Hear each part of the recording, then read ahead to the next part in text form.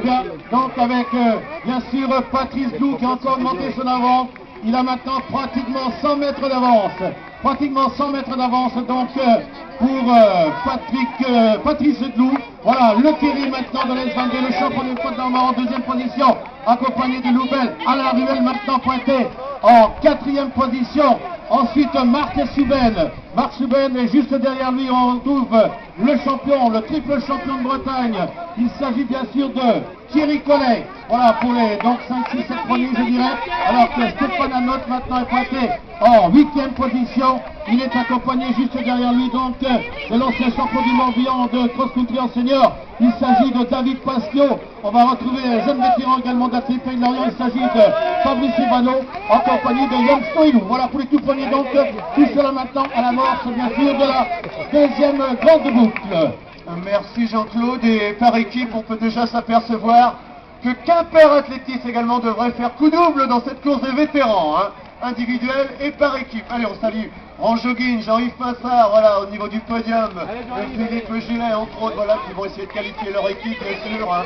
Alors Alain Grimm est demandé au podium Ouest France. Alain Grimm est demandé au podium Ouest France.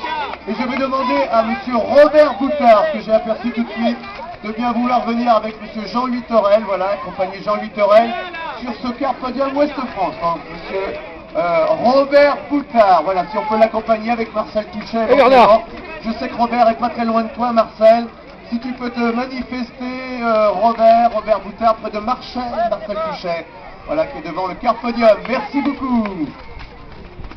Et on continue, voilà, ici au passage, alors, à moins que Dominique ou Jean-Claude veuillent prendre la parole, quand ils veulent, hein, donc on va suivre bien sûr l'évolution de tous ces vétérans sur un terrain qui s'alourdit bien sûr au fil Allez des Jackie, tours, hein. allez Jackie. Voilà, avec, J'ai du mal avant un petit peu le retour, Jean-Luc. Si tu peux voir du côté de la régie, peut-être pas se augmenter un petit peu le son, parce qu'avec les spectateurs, je ne sais pas si on entend vraiment bien finalement.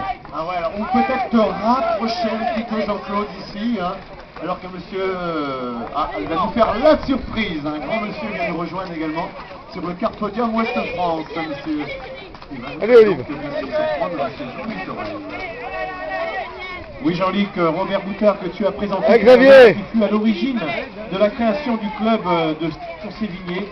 Robert Boutard, allez Hervé, lâche pas Hervé. plusieurs fois international du 800 mètres au 3000 mètres steeple et qui a remporté de nombreuses médailles d'or lors des championnats du monde, du championnat d'Europe. Allez Renaud. L'épreuve suivante sera celle des minimes filles. Oui, je voulais en parler tout de suite. 11h50. 11h50, oui tout à fait, on a raison.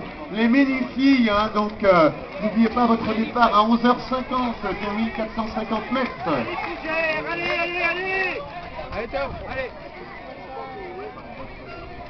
Allez Christophe. Voilà monsieur Robert Poirier, ancien DTN, est venu nous rejoindre également ici sur ce quart podium Ouest France.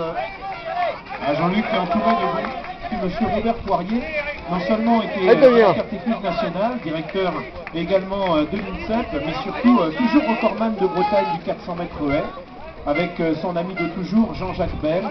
Le record de Robert Poirier, 50 secondes 39. Donc on est vraiment fiers d'avoir tout ce gratin avec autour de monsieur Jean-Louis Torel.